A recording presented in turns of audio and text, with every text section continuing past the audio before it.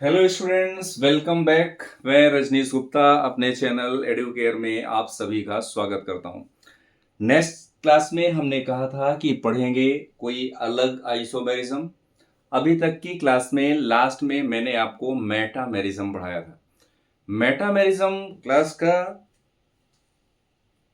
Metamerism class में आपको सबसे पहले मैंने जब पढ़ाया तो इसमें एक चीज, कुछ क्वेश्चंस भी मैंने आप लोगों को सॉल्व करवाए थे। अभी आज जो हम मेटामेरिज्म पढ़ेंगे उसके कुछ क्वेश्चन तो हमने कर लिए और पढ़ भी लिए। आज हम लोग स्पेशली पढ़ेंगे ring chain isomerism. Actually ring chain isomerism का नाम से पता चल रहा है कि किसी भी कंपाउंड का दो फॉर्म में प्रेजेंट होना। एक तो रिंग के फॉर्म में प्रेजेंट हो और दूसरा चेन के फॉर्म में प्रेजेंट हो। तो ऑब्वियसली एक सिंपल सी बात है कि रिंग एंड चैन के फॉर्म में प्रेजेंट होने के लिए कम से कम तीन कार्बन चाहिए, क्योंकि एक कार्बन अगर आप मान लो मीथेन ले लिया तो इसका रिंग नहीं बनेगा। आपने सपोज इथेन ले लिया तो भी उसका रिंग नहीं बनेगा। तो अगर आप किसी कंपाउंड का रिंग चैन आइसोमेरिज्म फाइंड करना चाहते हैं तो कंपलसरी आपको तीन कार्बन वाला कोई कंपाउंड लेना पड़ेगा। दूसरी शर्त यह है कि जब आप रिंग चेन आइसोमेरिज्म पढ़ोगे तो कोई सैचुरेटेड एल्केन जैसा आपने लिया तो कोई सैचुरेटेड हाइड्रोकार्बन रिंग का फॉर्मेशन नहीं कर सकता है। कैसे कि आपने जैसे प्रोपेन लिया तो 1 2 3, और अगर आप इसी का साइक्लिक फॉर्म बनाओ लाइक 1 2 3 साइक्लिक फॉर्म बनाया तो आप यहां पर CH2 और CH2 लोगे तो हाइड्रोजन का नंबर कितना, दो, दो चार और दो छह हुआ। फॉर्मूला हो गया C3H6। जबकि यहाँ 3 2 5 3 8 और इसका फॉर्मूला है C3H8। यानी कि अगर वो लीनियर फॉर्म में प्रोपेन है तो साइक्लिक फॉर्म में साइक्लोप्रोपेन बनेगा, ये नहीं होगा। तो एक बात आपको हमेशा समझ करके रखना है कि लीनियर में अगर वो एल्कीन है तो साइक्लो में क्या बनेगा, एल्केन बनेगा। इसको यहां पे एक बार समझ लो कि लीनियर में कंपाउंड क्या है तो साइक्लो में क्या बनेगा, रिंग के फॉर्म में क्या बनेगा। साइक्लो में अगर वो एल्केन है, साइक्लो में सॉरी लीनियर में अगर वो एल्केन है तो उसका साइक्लो नहीं बनेगा। लीनियर में अगर वो एल्कीन है तो साइक्लो में साइक्लो एल्केन बनाएगा, साइक्लो एल्केन बनाएगा। यानी जो डबल बॉन्ड की पोजीशन है एल्केन की वो खत्म हो जाएगी और सिंगल बॉन्ड हो जाएंगे।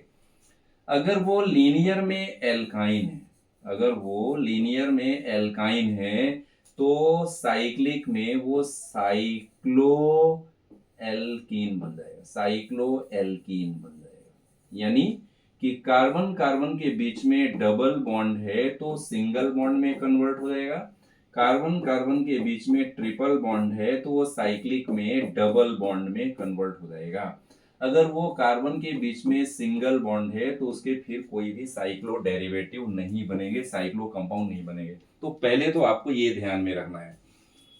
दूसरी बात ये कि पहली बात मैंने आपको एक चीज बताया था कि साइक्लो कंपाउंड बनने के लिए कम से कम तीन कार्बन चाहिए और वो अनसैचुरेटेड होना चाहिए, है ना। तो फिर वो जब साइक्लिक बनेगा तो रिंग लाइक स्ट्रक्चर बना सकता है।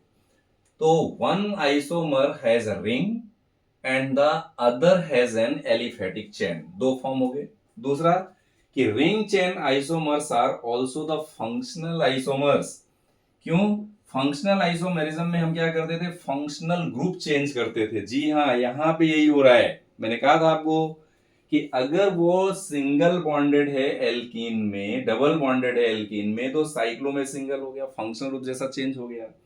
अगर वो एल्काइन है तो एल्कीन में चेंज हो रहा है, यानी कि फंक्शनल ग्रुप जैसा चेंज हो गया। तो इसीलिए हम रिंग चेन आइसोमर को कई बार फंक्शनल आइसोमेरिज्म भी की कैटेगरी में रख सकते हैं। ये फंक्शनल आइसोमर का ही एक टाइप हमेशा मान सकते हैं। लेकिन अगर स्पेशली यहां से क्वेश्चन आए तो आपको कुछ क्वेश्चन के बेस पर इसको समझना होगा। जैसे हमने प्रोपीन को समझाया, मान लो आप जैसे प्रोपीन लेते हो तो प्रोपीन जब साइक्लो बनेगा तो ये कैसा हो जाएगा, प्रो साइक्लो बनेगा तो ये एन हो जाएगा, जो इन है वो एन में कन्वर्ट हो जाएगा। जैसे प्रोपीन, तो आप लिखोगे 1 2 3, आपने 2 कार्बन में यहाँ पे डबल बॉन्ड लगा दिया, CH3 CH एंड CH2, ये हो गया प्रोपीन। इसी का आप साइक्लिक फॉर्म बनाओगे तो इसका साइक्लिक फॉर्म कैसा बन जाएगा, 1 2 3, ये बात मैं आपको पहले ही बता चुका हूं। तो H और H2 आप इसीलिए यहाँ पर इसको डायरेक्ट क्या करते हैं, CH2 कर देते हैं। तो ये दोनों एक दूसरे के क्या हो गए, रिंग चेन आइसोमर्स हो गए। क्या हो गए, एक दूसरे के रिंग चेन आइसोमर्स हो गए। लेकिन एक रूल आपको अभी भी याद रखना है, क्या,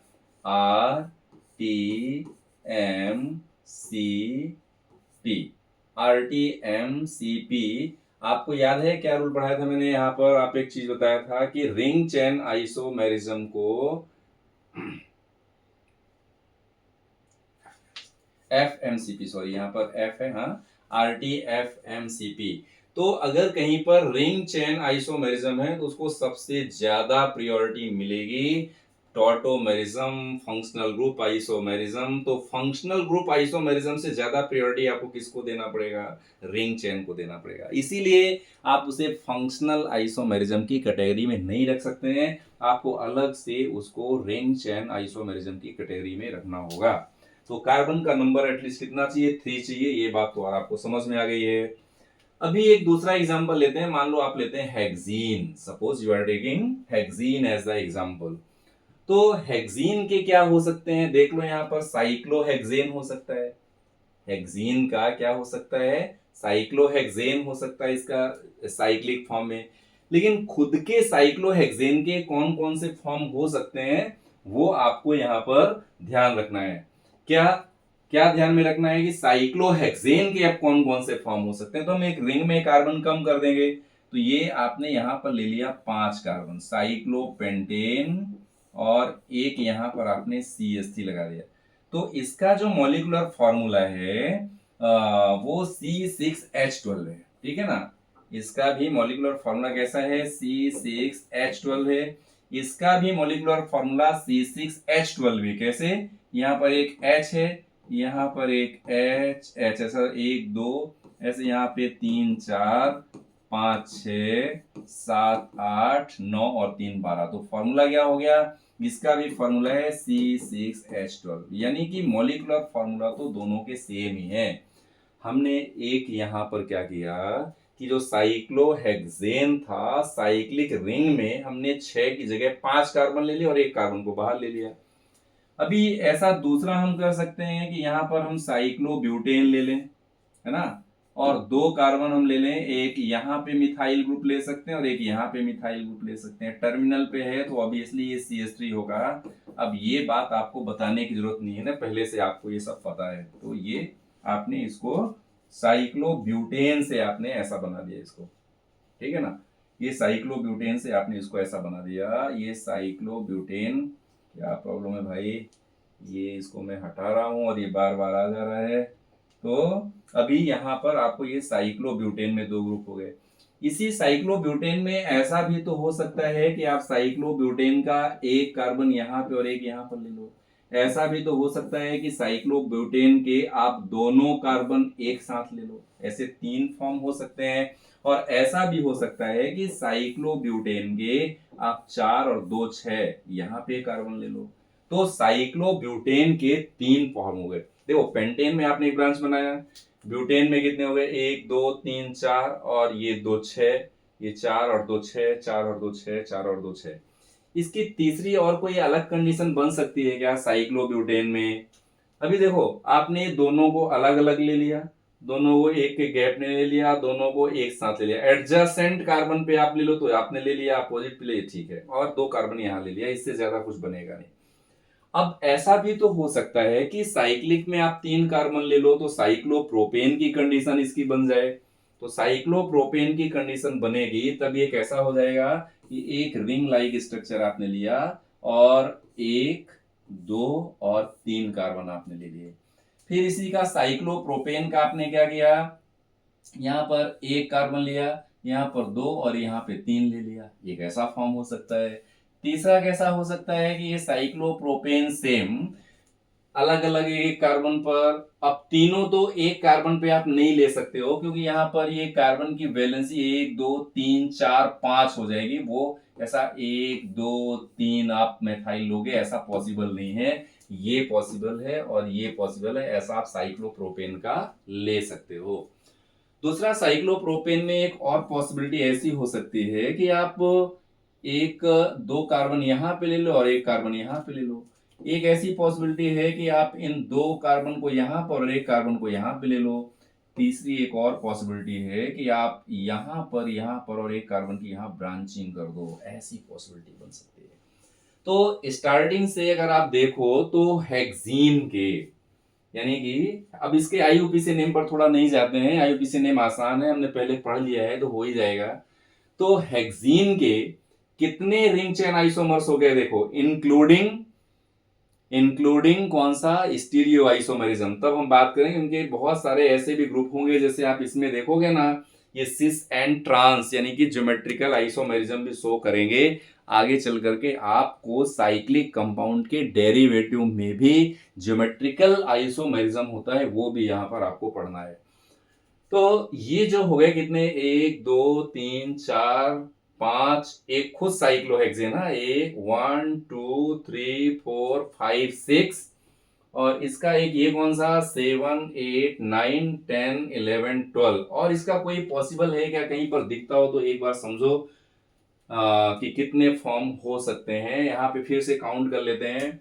साइक्लोहेक्सेन के एक खुद का स्ट्रक्चर ये, पेंट में कन्वर्ट किया तो ये, तो दो ये हो गए। ब्यूट, अब रिंग में कार्बन कम कर दिया, 4 6 5 4 3 और 2 में तो बन नहीं सकता है, तो 4 ये हो गए, तो कितने 1 2 3 4, दोनों एक साथ, दोनों अलग अलग, दोनों एक साथ, एक में मिथाइल एक में इथाइल, ऐसा ग्रुप हो गया, ठीक है ना।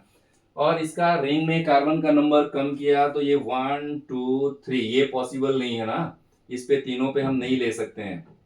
1 2 3 4 5 ये ग्रुप हो सकता है। अभी ये इथाइल को एक साथ, इसके अलग, मिथाइल और इथाइल को एक साथ, इसको अलग ग्रुप में। अच्छा है, एक और ग्रुप भी हो सकता है स्टूडेंट कि अगर आप 3 कार्बन को यहाँ पे लो तो 1 2 तीनों कार्बन को आप यहाँ पे भी तो ले सकते हो, है ना, एक ऐसी स्ट्रक्चर भी हो सकती है। तो अब टोटल काउंट कर लेते हैं कि इसके कितने रिंग चेन आइसोमर्स बनेंगे।